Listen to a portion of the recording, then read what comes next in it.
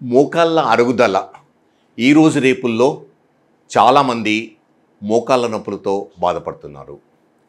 ఇది దేనివల్ల వస్తుంది? వీటి కారణాలేంటి? ఏ జాగ్రత్తలు తీసుకోవాలి? ఎలాంటి ట్రీట్మెంట్స్ ఉన్నాయి? పిఆర్పి ఇంజెక్షను చేసుకుంటే దీనికి బెనిఫిట్ ఉంటుందా? తర్వాత ఎటువంటి ఆహారం తీసుకోవాలి? దాని గురించి మనం ఈరోజు మాట్లాడుకుందాము. మోకాళ్ళ నొప్పులు అనేటివి చాలా రీజన్స్ వల్ల వస్తూ ఉంటాయి. కానీ వయస్సు వచ్చిన వాళ్ళలో మోకాళ్ళు అరగడం వల్ల ఆస్టియో ఆర్థరైటిస్ అంటాం. అంటే జనరల్ వేర్ అండ్ టేర్ వల్ల కీళ్ళు అరిగిపోయి గుజ్జు తక్కువై బోన్ ఎక్స్పోజ్ అయ్యి నొప్పి వస్తుంది. దీన్ని ఆస్టియో ఆర్థరైటిస్ అంటాము. ఇది ఎందుకు వస్తుందంటే డే టు డే యాక్టివిటీస్లో ఏమవుతుందంటే చిన్న చిన్న ఇంజురీస్ వల్ల కార్టిలేజ్ అంటే జాయింట్ లైనింగ్ డ్యామేజ్ అవుతుంది. నార్మల్ పర్సన్స్లో ఇది రిపేర్ అవుతుంది. కానీ ఎవరికైతే ఈ ఆస్టియో ఆర్థరైటిస్ టెండెన్సీ ఉందో వాళ్ళలో ఈ రిపేర్ మెకానిజము ఫెయిల్ అవుతుంది. దానివల్ల అరిగిపోయి నొప్పి రావడము ఉంటుంది. ఈ సిమ్టమ్స్ ఎలా అంటే నొప్పి, స్టిఫ్నెస్ రావడము, స్వెల్లింగ్ రావడము, మెట్లు ఎక్కి దిగడము ఇబ్బంది కావడము, కింద కూర్చొని లేవడం ఇబ్బంది కావడము, కొన్ని రోజుల తర్వాత నిలబడితే కానీ కొంచెం నడిస్తే కానీ నొప్పి ఎక్కువ అవుతుంటుంది. ఎగ్జాక్ట్ రీజన్ ఎందుకు వస్తుందో చాలా వరకు తెలియదు. ప్రాబబ్లీ ఇండియాలో దీని ఇన్సిడెన్స్ ఎక్కువ ఉంటుంది. ఎందుకంటే ప్రాబబ్లీ మన అలవాట్లు మెట్లు ఎక్కడ దిగడం ఎక్కువ చేస్తూ ఉంటాము, కింద కూర్చుంటుంటాము. ఇది వన్ ఆఫ్ ద రీజన్. ఇది జెనెటిక్స్ వల్ల కాదు, జీన్స్ ఎప్పుడు ఐసోలేట్ చేయలేదు. సో ఇది 4 స్టేజెస్లో ఉంటుంది ఆస్టియో ఆర్థరైటిస్ అనేది. Stage 1 to stage 4.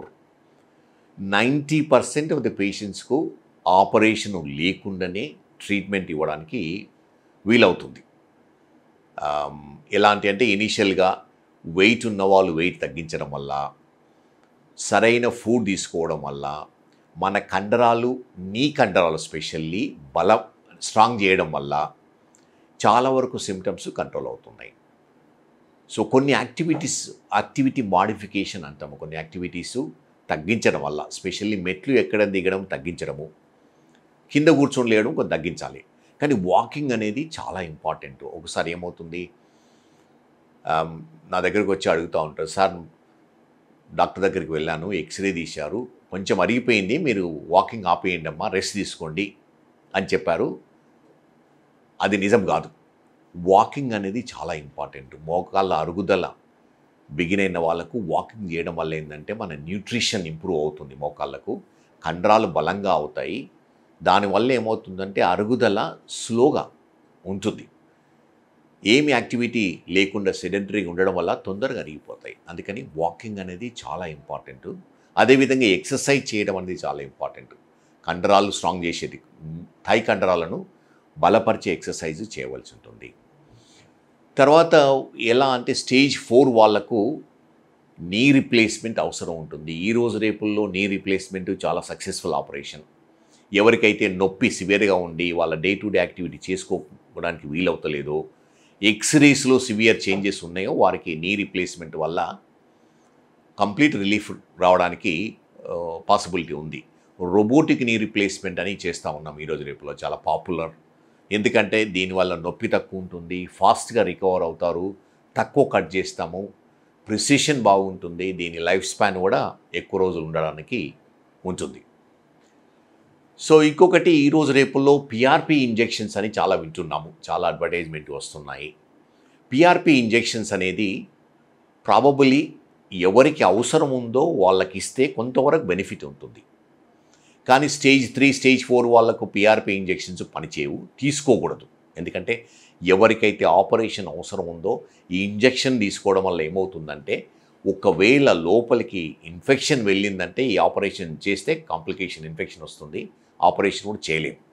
అందుకని ప్రాబబుల్ స్టేజ్ 2 వాళ్ళకు కొంచెం అరుగుదల ఉండి నీ జాయింట్లో లూజ్ బాడీస్ లేకుండా, ఫ్లూయిడ్ లేకుండా ఉన్న వాళ్ళకు ఈ పిఆర్పి కొంతవరకు పనిచేస్తుంది. పిఆర్పి అనేది కంప్లీట్ క్యూర్ చేయరు. తర్వాత కొందరికి పని చేస్తుంది, కొందరికి పని చేయకపోవచ్చు. అండ్ పూర్తిగా కంప్లీట్గా ఇది పిఆర్పి వల్ల knee joint back to normal వస్తుంది అనేది నిజం కాదు. అండ్ పిఆర్పి ఇంజెక్షన్ కూడా కోర్సు 3-4 ఇంజెక్షన్ తీసుకోవాలనేది కూడా నిజం కాదు. Generally PRP injections orthopedic surgeon advice తీసుకోవడము చాలా ఇంపార్టెంట్. ఎందుకంటే ఈ చిన్న ఇంజెక్షన్స్ ఓసారి ఏమవుతుందంటే సరిగా ఇవ్వకపోవడం వల్ల కాంప్లికేషన్స్ రావడానికి ఉంటుంది. స్పెషల్లీ సివియర్ పెయిన్, ఇన్ఫ్లమేషన్ ఉంటుంది. అందుకని చాలా జాగ్రత్తగా క్లీన్ అంటే స్టెరైల్ ఎన్వైర్న్మెంట్లో ఆపరేషన్ థియేటర్లో తీసుకోవడము అడ్వైజబుల్. అండ్ డైట్ అనేది చాలా ఇంపార్టెంట్. ఆస్టియోఆర్థరైటిస్కు డైట్కు చాలా ఇంపార్టెంట్ అనే విషయం. మనము మన బోన్స్, మసిల్స్, జాయింట్స్ స్ట్రాంగ్గా ఉండాలంటే మనము హెల్దీ ఫుడ్ తీసుకోవాల్సి ఉంటుంది. Generally good protein diet. ఈరోజు రేపులో ప్రోటీన్ డైట్ చాలా వెజిటేరియన్కు, నాన్ వెజిటేరియన్స్కు చాలా అవైలబుల్ ఉంది. డ్రై ఫ్రూట్స్ తీసుకోవడము, పీనట్స్ తీసుకోవడము, పప్పులు తీసుకోవడము, మీట్, ఎగ్, చికెన్, మటన్ తీసుకోవడం వల్ల ఏమవుతుందంటే మనకు ఎనఫ్ గుడ్ క్వాలిటీ ప్రోటీన్ వస్తుంది. అదేవిధంగా మినరల్స్, వైటమిన్స్ కూడా ఇంపార్టెంట్. అవి ఫ్రెష్ ఫ్రూట్స్, ఫ్రెష్ వెజిటబుల్స్ తీసుకోవడం వల్ల ఎనఫ్ వైటమిన్స్ ఉంటుంది. అదేవిధంగా బోన్స్కు, మసిల్స్కు కాల్షియం చాలా ఇంపార్టెంట్. మనము రోజు మిల్క్ కానీ మిల్క్ ప్రోడక్ట్స్ తీసుకోవడం వల్ల మనకి ఎనఫ్ కాల్షియము అందుతుంది. విటమిన్ డి అనేది చాలా ఇంపార్టెంట్. ఇది విటమిన్ కాకుండా హార్మోన్గా ట్రీట్ చేస్తాం. ఎందుకంటే విటమిన్ డి మనం ఉన్న బాడీలో ప్రతి పార్ట్కు ఇంపార్టెంట్. స్పెషల్లీ బోన్స్కు, జాయింట్స్కు, మసిల్స్కు చాలా ఇంపార్టెంట్. ఇది డెఫిషియన్సీ ఉండడం వల్ల బోన్ పెయిన్స్ వస్తుంటుంది, వీక్నెస్, ఫ్యాటిగ్, తొందరగా టైర్డ్ కావడము లాంటిది సిమ్టమ్స్ ఉంటాయి. విటమిన్ డి అనేది జనరల్లీ మన స్కిన్లో కొలెస్ట్రాల్ నుంచి ప్రొడ్యూస్ అవుతుంది సన్లైట్ వల్ల. కానీ ఈ సన్ రేస్ అనేది 10 AM నుంచి 3 PM మధ్యన ఉన్న సన్ రేస్లనే ఈ అవసరమైన అల్ట్రావైలెట్ రేస్ ఉంటాయి. అప్పుడే ఎక్స్పోజ్ ఓవర్ 30 minutes మన స్కిన్ ఎక్స్పోజ్ చేస్తే మనకి ఎనఫ్ విటమిన్ డి ప్రొడ్యూస్ అవుతుంది. మోస్ట్ ఆఫ్ ది టైమ్ ఇది ప్రాక్టికల్గా పాసిబుల్ కాకపోవచ్చు చాలామందికి. ఈరోజు రేపుల్లో బిజీ లైఫ్లో ఐటీ జాబ్ చేస్తూ మిగతా యాక్టివిటీస్, ఇండోర్ యాక్టివిటీస్ ఉన్న వాళ్ళకు పాసిబిలిటీ ఉండకపోవచ్చు. అందుకని ఈ విటమిన్ డి సప్లిమెంటేషన్ తీసుకోవడము అవసరం ఉంటుంది. ఇనీషియల్గా ప్రాబబుల్లీ 60,000 యూనిట్స్ వీక్లీ ఒకసారి వేసుకొని 6 weeks తర్వాత మంత్లీ ఒకసారి వేసుకోవడం వల్ల ఉపయోగపడుతుంది. ఈ vitamin D tablets or liquid వేసుకోవడం వల్ల ఏంటంటే టాక్సిసిటీ రాదు. ఇంజెక్షన్స్ తెలియకుండా విటమిన్ డి ఇంజెక్షన్స్ తీసుకోవద్దు. మన విటమిన్ డి లెవెల్ చెక్ చేసుకొని మరీ తక్కువ లెవెల్లో ఉంటే విటమిన్ డి తీసుకోవాల్సి ఉంటుంది. అదర్వైజ్ ఇంజెక్షన్స్ లేకుండానే టాబ్లెట్స్ తీసుకోవడం అనేది ఇంపార్టెంట్.